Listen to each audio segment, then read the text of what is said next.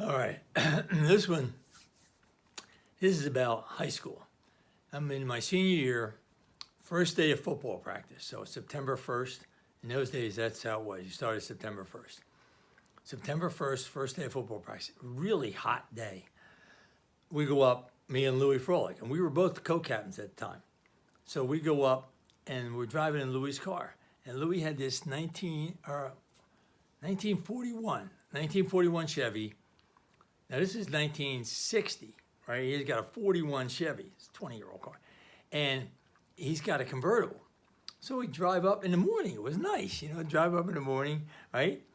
Get there, go in, ready for practice. And this is Coach Keel, new coach, right? So we get out there for practice. And we're only practicing for a little while. And I hear Keel hollering, John, Jack.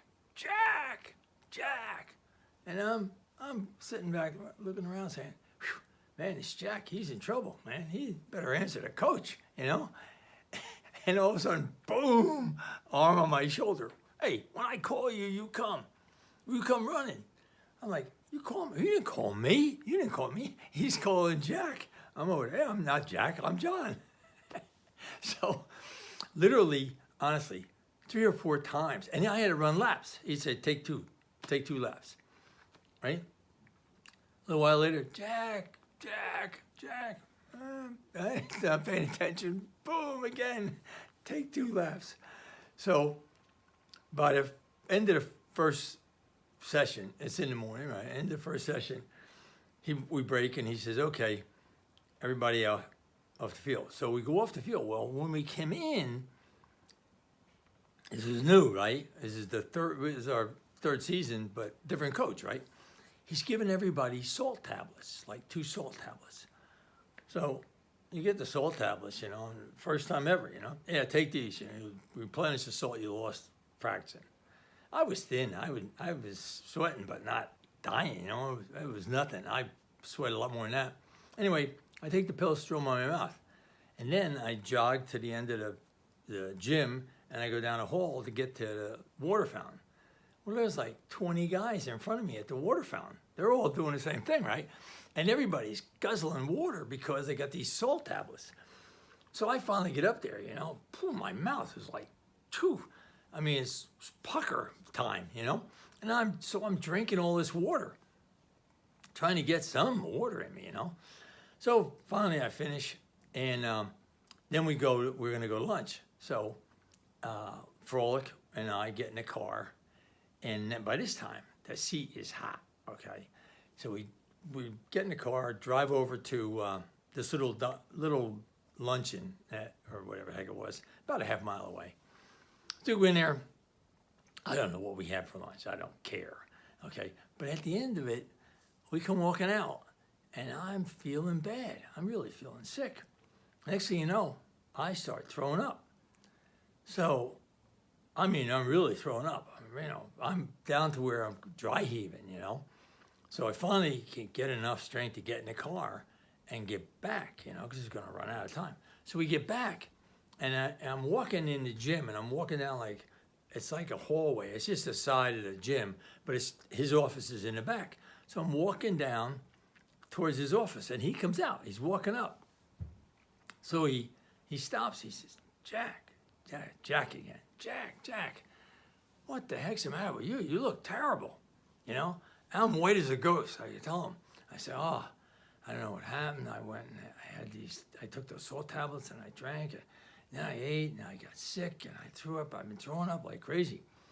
So he goes, wow. He says, geez, you look bad. He says, you got to get something in your stomach. He says, maybe some soup or something like that, a broth or something like that, I said, maybe, He says, well, yeah, try that. So I go, oh, okay. I'm standing there. So he starts walking back towards his office.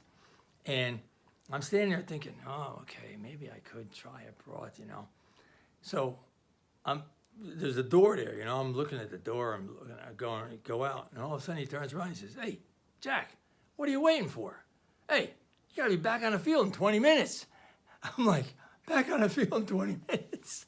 I'm sick as a dog. I go out. I go over, I got something, maybe a cup of soup or something, something to get in me. But I come back, I'm really feeling terrible. The whole afternoon, I mean, I struggled just to survive, which I had to look like the worst co-captain he could have picked because I'm sick as a dog out there, you know? So practice is finally over, right? Go in, get showered, changed, get in the car. The sun has been beating down in the car all day. I'm sick, right? I get in the car, the sun's beating down on it. He's not putting the top up. He's got the top down. He likes it, you know? So we figure when we get going, we'll feel better. So we get going, and he leaves. This is Louis Froelich driving the car. He gets up to this Ratzer Road, and like Ratzer Road went across Alps Road. And now normally we would just keep going straight down Alps Road and down French Hill and off to Little Falls, okay? But for some reason, he turns on Ratzer Road.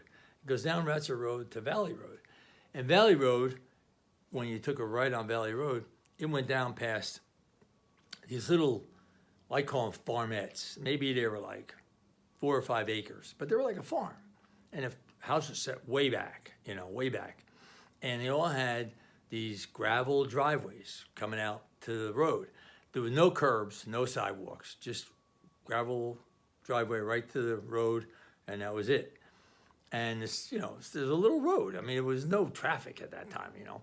So we're driving down past these little farmettes, and we get down to right near Wayne Valley High School. And they were building Wayne Valley High School at the time. I think it had just opened or it was still under construction. Anyway, by the time we get down there, I tell Froelich, I say, oh, pull over, man, pull over. I'm dying, pull over. I got to stop. I got to throw up. So he pulls over on the grass, just pulls over on the grass, right down past one of these driveways, you know, just past the driveway and down, pulls over on the grass. I open up the door, and this is a 41 Chevy, right? And it was convertible, so it was only 2-door, but it had a great big door. I mean, that door was like a sail, opened up. So I'm hanging on the door. I got my hand on the back of the seat, and I'm throwing up, and I'm shaking like a leaf there, you know? I mean, when I say I'm throwing up, it's just stomach acid or bile or something coming up. I mean, just nothing. And I'm drooling, I'm a mess, right? So as I'm suffering along there, Froelich sitting in the car. And all of a sudden, this car comes out of the farmhouse, comes driving down the road, and it turns out it's this young mother, probably in her early 20s, mid-20s, and she's got a girl that's maybe like 6, 7 years old, right? They see me, you know, in bad shape. These are salt of the earth kind of people, you know, nice people, farmers. They stop the car, and they get out of the car, and they start running over towards me, right? So they're running towards me. I don't see them at the time. I just kind of got a glimpse of the car, you know. So I'm out there eyeing. Froelich jumps out of the car on the other side as these people are coming towards the car, the 2 of them. He jumps out and he says, stop, don't go near him. He's an epileptic. He's having a fit. He could be dangerous. And now, and I hear him saying this, and I'm like, what the heck is he doing? And now they were running, okay, at first. Now they're kind of in a very slow trot, like going.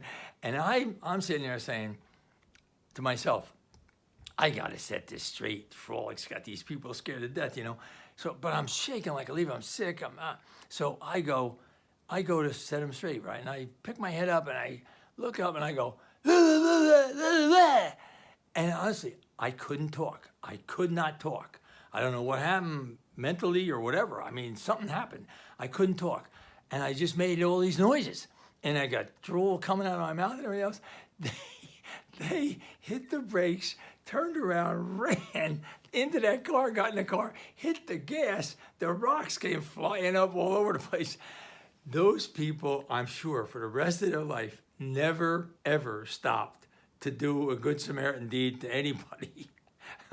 I don't know where the heck Froelich came up with that line, but it was a classic. Anyway, I survived. I got home and I lived to face another day. And the next day was better than that day. Anyway, I thought you'd get a kick out of that story. So take care.